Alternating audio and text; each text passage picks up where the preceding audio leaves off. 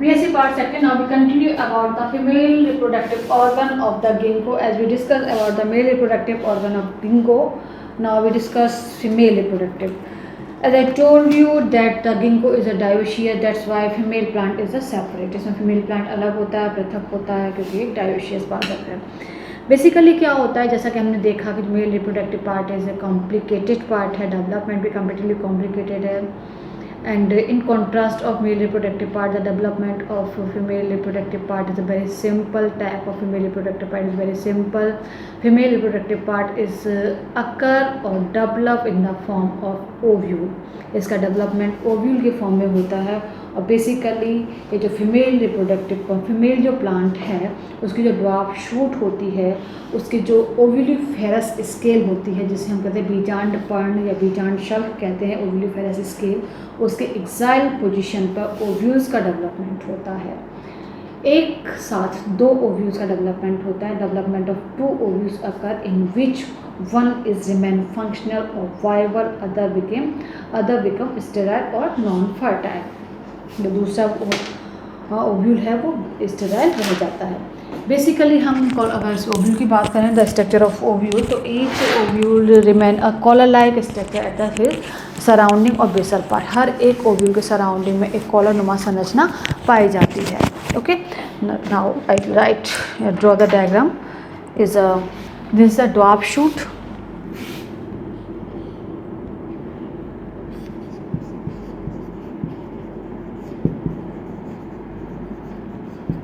ये dwarf shoot का formation हुआ है. This are two ovules. Out of these two ovules, one is fertile and other is sterile. As you know by the diagram, this is a sterile or non-fertile ovule and this is a fertile.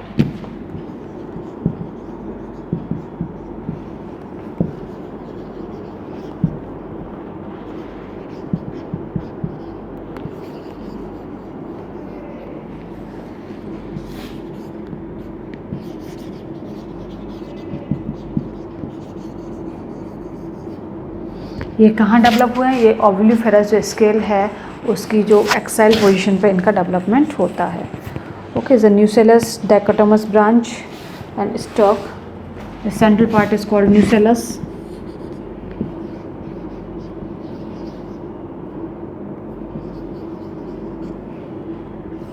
ये दो parts में divide हो रहा है. इसमें dichotomous branching है इसके अंदर. ओके, तो इस तरह से आपने देखा दो ओव्यूल्स का डेवलपमेंट एक साथ होता है, लेकिन इसमें से एक ओव्यूल फर्टाइल रहता है. बेसिकली अगर हम इंटरनल स्ट्रक्चर की बात करें तो इंटरनल स्ट्रक्चर जो ओव्यूल का है, I draw it. Okay, this is internal structure of ginkgo ovule. Basically जो गिंको का ओव्यूल है यूनिटैगमिक होता है, एक अध्यावरणी होता है. But during the maturation condition या जो भी परिपक्व हो जाता है, the single integument unitegmic integument is divided into 3 layer. ये 3 परतों में विभाजित हो जाएगा. Outer layer is fleshy, middle is stony. This outer layer.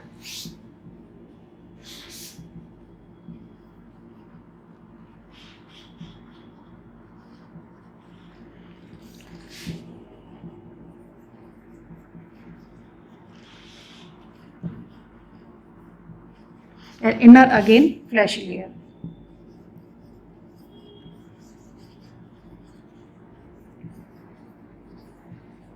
Okay, then this is pollen chamber or pollination chamber is called pollen chamber, and the top part is called micropyle.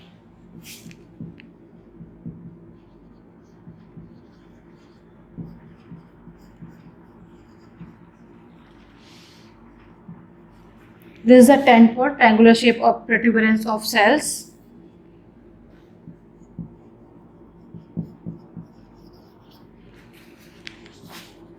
Is a pollination top.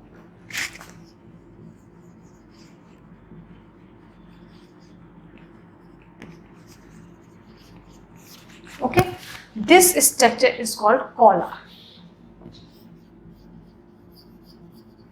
The presence of collar is a specific feature of ginkgo ovule. Ginkgo ovule में collar का पाया जाना एक इसकी विशिष्ट लक्षण है ginkgo else order के.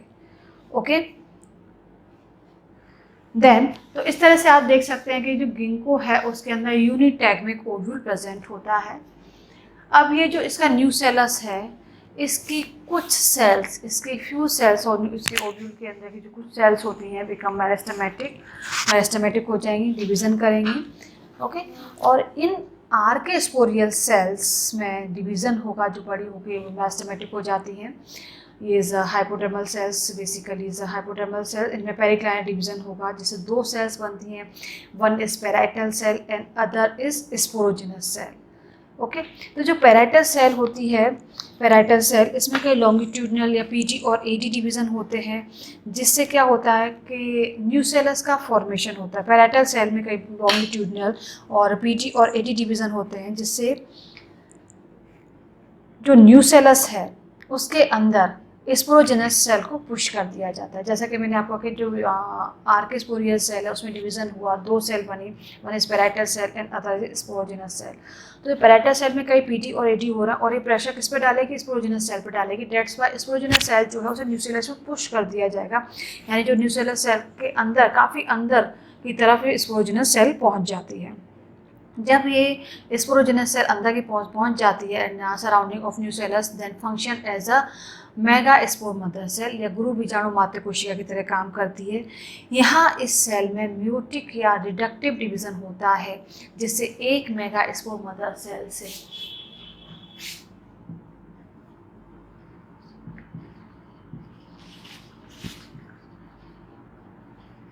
ये जो मेगा स्पोर मदर सेल कहाँ प्रेजेंट है? In the deep of nucellus. इसके अंदर रिडक्टिव डिवीजन होगा। रिडक्टिव डिवीजन से एक मेगा स्पोर मदर सेल से चार मेगा स्पोर बनेंगे, 4 mega spore, not ovule, this is mega spore. ये जो चारों मेगा स्पोर बनते हैं एक लीनियर फॉर्म में अरेंज होते हैं, रेखीय क्रम में व्यवस्थित होते हैं। ठीक है, ये कहाँ अरेंज है? इस ओव्यूल के अंदर अरेंज होते हैं। इनमें से जो अपर 3 है माइक्रोपाइल वाले, मीन्स जो टूवर्ड्स द माइक्रोपाइल रीजन को बिलोंग करते हैं, ये बिकम डिसइंटीग्रेटेड, ये डिसइंटीग्रेटेड हो जाएंगे। नष्ट, this one and this one, ये नष्ट हो जाएंगे। Only lower one remain viable और अपर आर डिस्टिंक्ट, ये डिजनरेटेड हो गई। और लोअर वाला क्या है? Remain functional. रोअल जो नीचे चलेजल वाले एरिया में जो मेगा स्पोर प्रेजेंट होता है, रिमेन फंक्शनल। ये जो फंक्शनल मेगा स्पोर है, यही आगे जाके फीमेल गैमेटोफाइट का फॉर्मेशन करता है। तो now we discuss about the development of female gametophyte. Okay, तो फीमेल माइक्रोस्पोर जो टेट्राड फॉर्म में माइक्रोस्पोर बने, फंक्शनल माइक्रोस्पोर,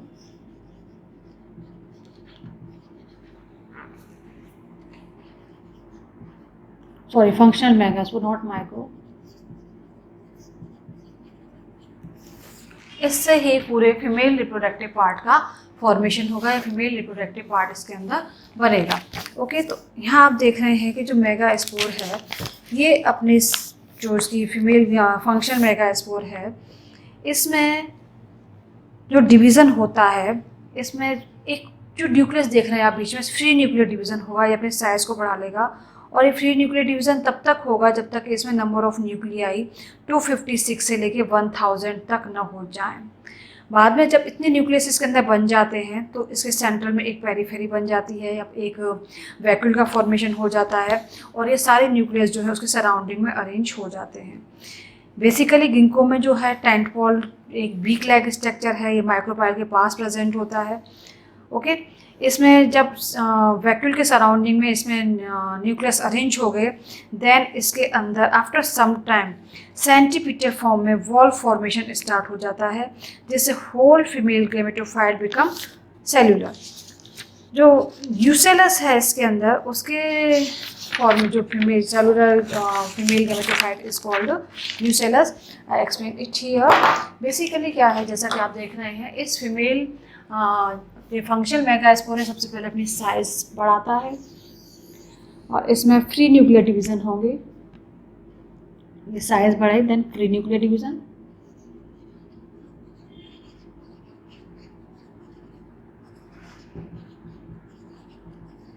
और फ्री न्यूक्लियर डिवीज़न तब तक होंगे जब तक कि नंबर ऑफ न्यूक्लियर 256 to 1000 ना हो जाए। अब इतने सारे न्यूक्लियाई इसके सेंटर में एक वैक्यूल बन जाती है और सराउंडिंग में अरेंज हो जाते हैं। This condition is called nuclear female gametophyte. ये क्या कहलाता है? Nuclear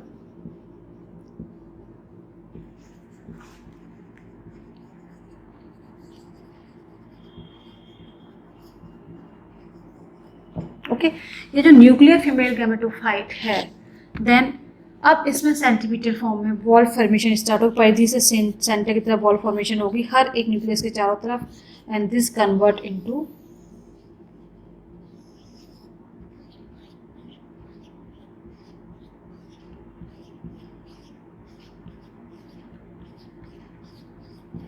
cellular structure. ये कोशिकीय अवस्था में आ जाता है। This is a female gametophyte and is called nucellus. Central part is called nucellus.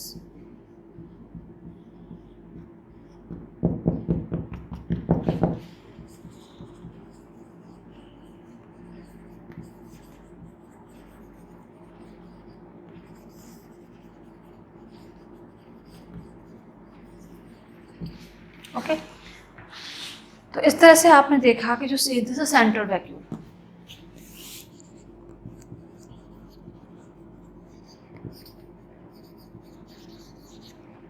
the free nuclei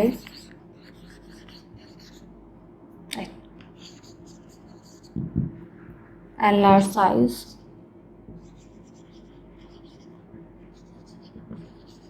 okay, this is a function megaspore.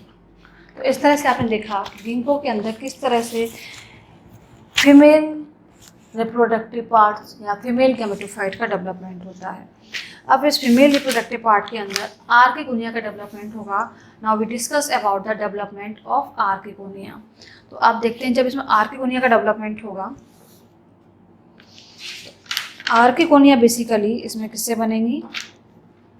इसमें जो न्यूसेलस बना है इसी की कुछ सेल्स बिकम मेरिस्टेमेटिक हो जाएंगी और आर्किगोनिया इनिशियल सेल का फॉर्मेशन करेंगी, जो कि आर्किगोनिया का फॉर्मेशन करेंगे। We discuss about the development of archegonia. Okay,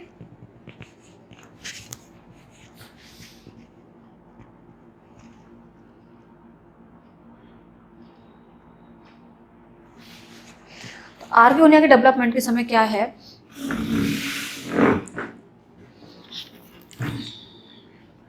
जो फीमेल गैमेटोफाइट है या न्यूसेलस है, इसके जो एपेक्स पर शीर्ष भाग पर जो सेल्स प्रेजेंट होती हैं, इनमें से कुछ सेल्स अपने साइज को एनलार्ज कर लेती हैं।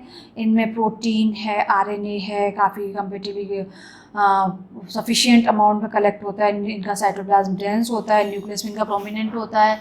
These type of cells are ready for the division and become meristematic. These meristematic cells which are ready for division is called archegonial initial. इन्हें हम archegonial initial नाम से जानते हैं। ओके, तो आर्किगोनिया का डेवलपमेंट करने वाले सेल्स किसे क्या कहलाएंगी? Is the name of archegonial initial, या हिंदी में हम कहेंगे स्त्रीधानी प्रारंभिका। ओके, तो जो आर्किगोनियल इनिशियल है इसका न्यूक्लियस काफ़ी बड़ा होता है, इसमें साइटोप्लाज्म डेंस होता है और ये we can easily identify the cell which is ready for the division and for development of archegonia because it is healthy and large comparatively other cells. अब इस आर्किगोनियल इनिशियल सेल में जो first division होगा is a transverse division और we also can say that it is a periclinal division होगा, जिससे दो cell बनेंगी, एक primary neck cell and other is primary central cell. तो प्राइमरी नेक सेल और प्राइमरी सेंट्रल सेल इसके अंदर फॉर्मेशन होती है। जो प्राइमरी नेक सेल है इसमें आगे जाके और डिवीज़न होते हैं, जिससे 4 नेक सेल का फॉर्मेशन हो जाता है और एक लेयर की फॉर्म में अपने आप को अरेंज कर लेती हैं। जो सेंट्रल सेल है, सेंट्रल सेल में नेक्स्ट डिवीज़न होगा जिससे एक वेंट्रल कैनाल सेल और एक एग सेल का फॉर्मेशन होता है। और जो एग सेल है जो एग का फंक्शन करती है या एग का काम करती है, और वेंट्रल कैनाल सेल जो है एफेमिरल होती है, अल्पजीवी होती है, कुछ समय बाद ये नष्ट हो जाती है। तो इस तरह से आपने देखा कि इसमें डेवलपमेंट ऑफ आर्किगोनिया के बाद अब नेक्स्ट जो टॉपिक आता है हमारा वो है फर्टिलाइजेशन। बेसिकली जैसा कि आपको बता चुकी हूँ, इसमें जो मेल गैमेट हैं वो कैसे हैं, मोटाइल हैं। तो जब फर्टिलाइजेशन होता है तो पोलन ट्यूब की हेल्प से ये आर्गोनिया के अंदर एंटर कर जाते हैं। मोटाइल मेल गैमेट जब आर्गोनिया के अंदर एंटर कर जाएगा तो इसके एग सेल के साथ फ्यूज़ होकर जायगोट बनाता है। जायगोट से oospore का फॉर्मेशन होता है and oospore is a diploid structure, तो oospore का डेवलपमेंट इस तरह से इसमें आफ्टर फर्टिलाइजेशन oospore का फॉर्मेशन होता है और oospore से इसमें एम्ब्रियो का डेवलपमेंट होगा। बेसिकली जो एम्ब्रियो का डेवलपमेंट है ये उसी समय स्टार्ट हो जाता है जब ये उसी स्टेम पर अरेंज है, उसी स्टेम पर लगा हुआ है और यहाँ इसकी जो शेडिंग है ज़मीन में निगरा नहीं है, उसी समय इसका डेवलपमेंट स्टार्ट हो जाता है। ओके, बेसिकली अगर हम इसकी सीड के स्ट्रक्चर की बात करें तो इसका जो सीड है गिंको का जो एंडोस्पर्मिक सीड होता है और इंटेग्यूमेंटिस में जो होता है 3 लेयर का प्रेजेंट होता है और कोटालिडन्स इसके अंदर अरेंज होते हैं, बेसिकली इसका वर्ड रहते हैं और इसका जो कलर है सीड का वो ऑरेंज कलर का कलर है इसका। जो 3 लेयर का इसमें सीड कोट है, इसका जो मिडिल वाला पार्ट है स्टोनी होता है। इस सीड के अंदर ब्यूटारिक एसिड प्रेजेंट होता है जिससे इसमें एक तीखी गंध या एक स्मेल इसके अंदर से आती है। जो मेच्योर सीड होते हैं उसमें न्यूसेलस फिनिश नष्ट हो जाता है, डिसजनरेट हो जाता है और इन सीड का जर्मिनेशन जो होता है वो हाइपोजियल टाइप का जर्मिनेशन होता है। ओके, और इसमें जो हाइपोकोटाइल है ये आगे की तरफ डेवलप होता है और गिंको में जो फर्स्ट लीफ का फॉर्मेशन होता है वो कैसी होती है, बाइलोब्ड लीफ का फॉर्मेशन हो जाता है। तो इस तरह से आपने देखा कि गिंको आपका कंप्लीट हो गया बेसिकली। और अगर हम इस इकोनॉमिक इम्पोर्टेंस की बात करें तो ginkgo is a ornamental plant. इसको जो एक ऑर्नामेंटल पाउडर के रूप में एक इंडिया में गार्डन में उगाया जाता है। Basically is belong to the China में एक वर्शिप प्लांट के फॉर्म में इसकी पूजा की जाती है। और अगर एडिबल फॉर्म में हम इसके इकोनॉमिक इम्पोर्टेंस की बात करें तो गिंको बायोलोबा के जो सीड्स होते हैं, द सीड्स ऑफ गिंको बायोलोबा के सीड्स चाइना और जापान में इनको रोस्टिंग फॉर्म में या भूनकर इनके बीजों को खाया जाता है। Okay, now we continue upon new next member which is Texas or Netum. Okay.